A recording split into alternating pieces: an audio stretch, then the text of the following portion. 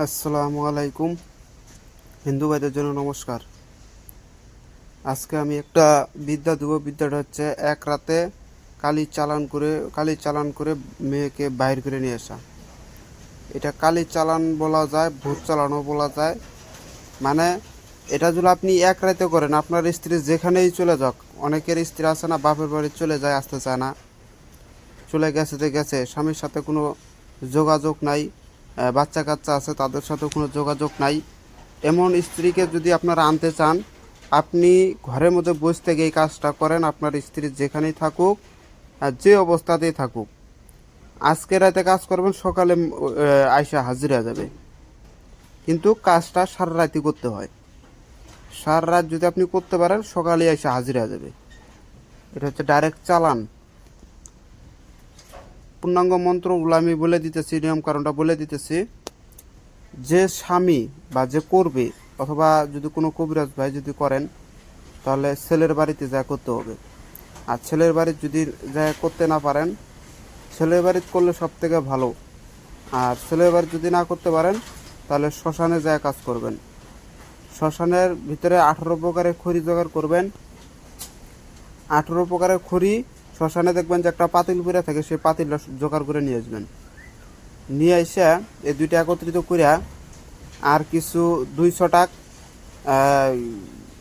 গোলমরিচ, 200 টাক হচ্ছে লবঙ্গ, আর অরিজিনাল গাওয়া ঘি, এই এই তিনটা জিনিস জোগাড় করবেন। 18 প্রকার খড়ি আর পাতিল, এই 4-5টা জিনিস জোগাড় করবেন। করার পরে আপনি চাইলে ছেলের বাসাতে করতে পারেন। ছেলের বাসায় করলে ছেলের বাসা সব থেকে পারফেক্ট।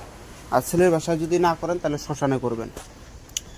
এটার জন্য করে মেয়ে যেদিকে, মানে আপনার ওয়াইফ যেদিকে চলে গেছে, মানে আপনার জানা মতে এখন সে যেদিকে আছে, ওইদিকে মুখ করে একটা চুলা বানায় নেবেন 3 কোণা। চুলার জানি আবার 4 কোণা না হয়, ওইটাকে হইতে হবে 3 কোণা। 3 কোণা চুলার ভিতরে 18 প্রকারের খড়ির আগুন লাগাই দিবেন। যখন খড়ির ভিতরে আগুন লাগাবেন, তখন আপনি একটা মন্ত্র জপ করবেন। মন্ত্রটা হচ্ছে,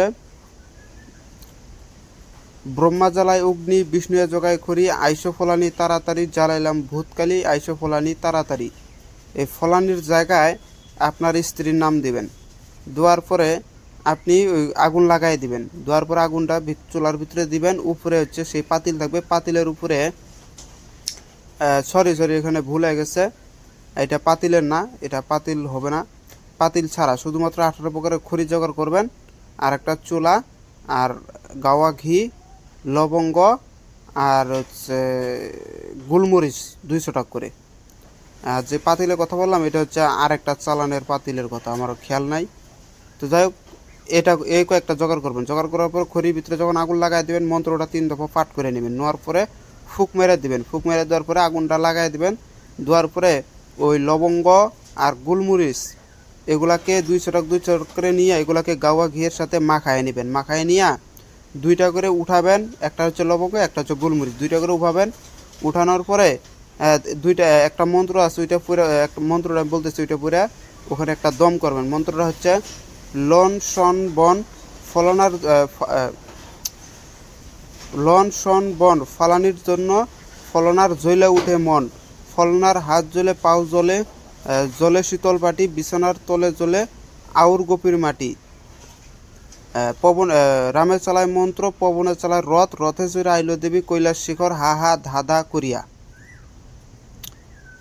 আর এটা একবার ওই লবঙ্গ এবং ওই গোলমরিচের মধ্যে ফুক মেরে দেবেন। দেওয়ার পরে আরেকটা মন্ত্র বলবেন, সেটা হচ্ছে, ব্রহ্মা জ্বালায় অগ্নি, বিষ্ণু জগায় খড়ি, আইসো ফলানি তাড়াতাড়ি, জ্বালাইলাম ভূতকালি।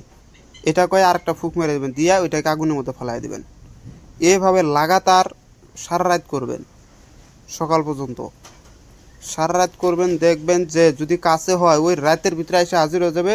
যদি একটু দূরে হয়, সকালে এসে হাজির হবে। যদি আরও দূরে হয়, তাহলে দুপুরে। যদি আরও দুপুরে হয়, তাহলে সন্ধ্যায়। আর যদি দেখতেছেন যে আরও দূরে আছে, সন্ধ্যায়ও আসে না, তাহলে আপনাকে তার পরের দিনে রাতেও কাজ করতে হবে। পরের দিনে করলে পরে তারপরের দিন এসে হাজির হবে। যদি সে আরও দূরে থাকে, তাহলে 3 দিন করতে হবে। 3 দিন করলে 3 দিনের মাথায় এসে উপস্থিত হয়ে যাবে, যত দূরেই থাক। পাগলা হয়ে যাবে, যদি আসতে না পারে, তাহলে তার ব্রেনের সমস্যা হয়ে যাবে। এটা আমি যখন কবিরাজ যে শিখি, তখন এগুলো প্রয়োগ করতাম, এখন এগুলো আর করি না। কারণ এটা খাটনি বেশি আছে, অবশ্য কাজ কিন্তু হয় 100%। খাটনিটা বেশি, খাটনির কারণে এটা এখন করা হয় না। এটা করি যখন আশেপাশে হয় তখন আমি আবার এটা কিন্তু করি, কারণ এক রাত কষ্ট করি, তারপরের দিনই ওই ছেলে মেয়ে এসে পড়ে। আবার অনেকের কিন্তু বন টন থাকতে পারে, সেক্ষেত্রে একটু কষ্ট হয় আনতে, তখন কাজগুলো ধরে না। আবার তাই বলে যে ভাই অনেকে বলতে পারেন যে এতই যদি সহজ হয় তাহলে ভাই কামই তো। আসলে ভাই সবার ক্ষেত্রে সব কিছু প্রয়োগ করা সম্ভব নয়। আর প্রথম কথা, আল্লাহর হুকুম যেখানে নাই সেখানে আপনি আমি আমার বাপ দাদা 14 গোষ্ঠীও সেখানে কাজ করতে পারবে না। যেখানে আল্লাহর হুকুম আছে আপনি সেখানেই কাজ করতে পারবেন, অন্যথায় সম্ভব না।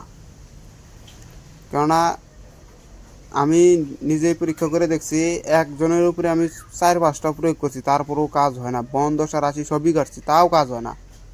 তখন ওটাকে আপনাকে ছেড়ে দিতে হবে ভাই। ওখানে আপনাকে এটাই ভাবে নিতে হবে যে এটা আল্লাহর হুকুম, এটা আমার দ্বারা আর সম্ভব নয়। আল্লাহ চায় না যে তাদের ভিতরে মিলন হোক, ভগবান চায় না, তখন আর ওই কাজটা আর করবেন না। আবার কতগুলো আবার আছে যে একবার দুইবার করলে হয় না, কারণ হচ্ছে ওই কতগুলো বাড়ির ভিতরে অদৃশ্য শক্তি পাহারা দেয়। মানে ওই বাড়ির ভিতরে ভালো জিনিস থাকে, এই ভালো জিনিস থাকার কারণে ওই বাড়িতে তখন কোনো কেউ যদি খারাপ কিছু করতে চায় এত সহজে ধরে না, তারা এগুলোকে নষ্ট করে দেওয়ার চেষ্টায় থাকে। আবার অনেকের বাড়ি বন থাকে, অনেকের শরীর বন থাকে। শরীর বন, বাড়ি বন থাকলে পরে ওগুলো কাটানো যায়, সমস্যা নাই। অদৃশ্য শক্তি থাকলে পরে সেগুলোকে হাঁটানো যায়, সমস্যা নাই। কিন্তু এগুলোকে জানতে হয় আগে। তো যাই হোক, আমি সেটা বলতেছি না এখন। মন্ত্রটা আবারও বলতেছি। মন্ত্রটা হচ্ছে লন শন বন ফালানির জন্যে ফলনার জ্বলে উঠে মন। এই ফালানির জায়গায় প্রথমে শুধু একটা প্রথমে হচ্ছে আপনার স্ত্রীর নাম হবে, তারপরে যে ফলনা এখানে আপনার নাম হবে। ফলনার জ্বলে উঠে মন, ফলনার হাত জ্বলে, এই যে ফলনার আবার যে হাত জ্বলে এখানেও আপনারই নাম হবে। ফলনার হাত জ্বলে, পাও জ্বলে, জলে বিছনাবাতি, বিছনার ভিতর জ্বলে আউর গোপীর মাটি। রামে চালায় মন্ত্র, পবনে চালায় রথ, রথে চড়ে আইলো দেবী কৈলাস শিখর, হা হা ধাঁধা করিয়া। তারপর আপনাকে বলতে হবে ব্রহ্মা জ্বালায় অগ্নি, বিষ্ণু জায়গায় খড়ি, আইসো ফলানি তাড়াতাড়ি, যার এলাম ভূতকালি, আইসো ফলানি তাড়াতাড়ি, এরকম করে ফুক মারতে হবে। অথবা এক নাগারে মন্ত্রটা এক নাগারে পড়ে নিলেন, দুইটা মন্ত্র এক নাগারে পড়ে নেবেন, শেষে খালি একটা অথবা 3টা ফুক মেরে দেবেন, দিয়া আগুনে ফেলাবেন। এইভাবে লাগাতার এক রাত করেন, দেখেন তারপরের দিন এসে হাজির হবে, 100% গ্যারান্টি। কিন্তু এটা খাটনিটা একটু বেশি, সারা রাত করতে হয় এটাই। আর খড়িও লাগে মেলা, আমি করছিলাম, খড়িও লাগে মেলা। খড়ি মোটা মোটা খড়ি হইলে অবশ্য অনেকক্ষণ টিকে, আংরা হইলে পরে ভালো অনেকক্ষণ থাকে, আর নাইতে মনে করেন যে আগুন নিভে যায়। খড়ি লাগে মেলা। এটা আপনাদেরকে দিয়ে দিলাম, এতদিন দিই নাই, নতুন চ্যালেঞ্জ দেখে আমি দিতেছি এগুলা। এই মন্ত্রটা হয়তো অনেকেই জানেন, অনেকের কাছে আছে, কিন্তু আসলে অনেকেই সবাই করে নাই, যার কারণে এটার ক্ষমতা সম্পর্কে জানে না। এটা আমি করছি, তাই এটার ক্ষমতা সম্পর্কে জানি। এটা এখন এগুলো কিন্তু কিতাবের ভিতরে পাওয়া যাবে ভাই, এই মন্ত্রটি। অনেকে বলতে পারেন যে এগুলো তো কিতাবের মন্ত্র। আসলে ভাই কিতাবের ভিতরে মন্ত্র অরিজিনাল আছে, যেগুলো মানুষ জানে না, কাজও করে নাই, তাই ওগুলাকে মনে করে যেগুলোতে কাজ হয় না। কাজ করলে বুঝতে পারতেন, যাদের সঠিক ওস্তাদ আছে তারা অবশ্যই এগুলোর ভিতরে পাবেন। তো যাই হোক, এই ছিল মন্ত্র। আমি বেশিরভাগ বর্তমানে যেগুলো করি সেগুলো হচ্ছে কালি চালান। এগুলো কালি চালানোর মাধ্যমে করলে আর কি কালি তাদেরকে ডাইরেক্ট এনে দেয়, হাজির হয়ে যায়। কালি চালান সবাই পারে না। কালি চালান করতে গেলে সর্বপ্রথম কালিকে থান থেকে উঠাইয়া আপনার বাসার ভিতরে একটা থান বানায়, সেখানে থান দিয়ে তাকে কালিকে ওখানে বসাইতে হয়। বসানোর পরে ওই কালিকে আপনি পূজা পানি প্রত্যেক দিন করবেন। যখন যে কোনো কাজ আসবে তখন ওই যেখানে থান করে দিয়েছেন, যেখানে কালিটাকে রাখছেন, ওইখানে যাই আপনাকে মন্ত্র চালান দিতে হবে। ওই কালি তখন চালান হয়ে যাবে। চালান হয়ে যে কোনো কাজের জন্য পাঠাবেন, ওই কাজ সে কইরা দিয়ে তারপরে আসবে। তাই কালিকে আগে থান থেকে উঠায় নিয়ে আসতে হয়। এগুলো ভাই গুরু বাক্য, গুরু জিনিস, এগুলো ইউটিউবে দিব না, আর এগুলো ইউটিউবে দেওয়াও যাবে না। কালীকে উঠানো যায়, তারপর হচ্ছে মনসাকে উঠানো যায়, বিশ্বরী উঠানো যায়, সন্ন্যাসী উঠানো যায়, অন্যান্য যে কালীগুলো আছে সেগুলো প্রত্যেকটা জিনিসই উঠানো যায় থান থেকে।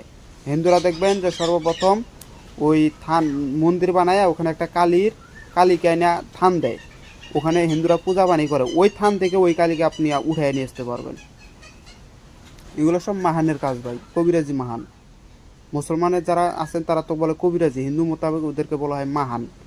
এগুলো সব খেলা মাহানের হাতে। ওনারাই কালীকে নিয়ে এসে বসায় দেয়, ওনারাই পূজা পানি করে। যে মন্দিরে কালী নাই ওই মন্দিরে কেউ পূজা করে না। তো যাই হোক, এই ছিল আজকের ভিডিওটা ভালো লাগলে অবশ্যই লাইক কমেন্ট শেয়ার করে পাশে থাকবেন।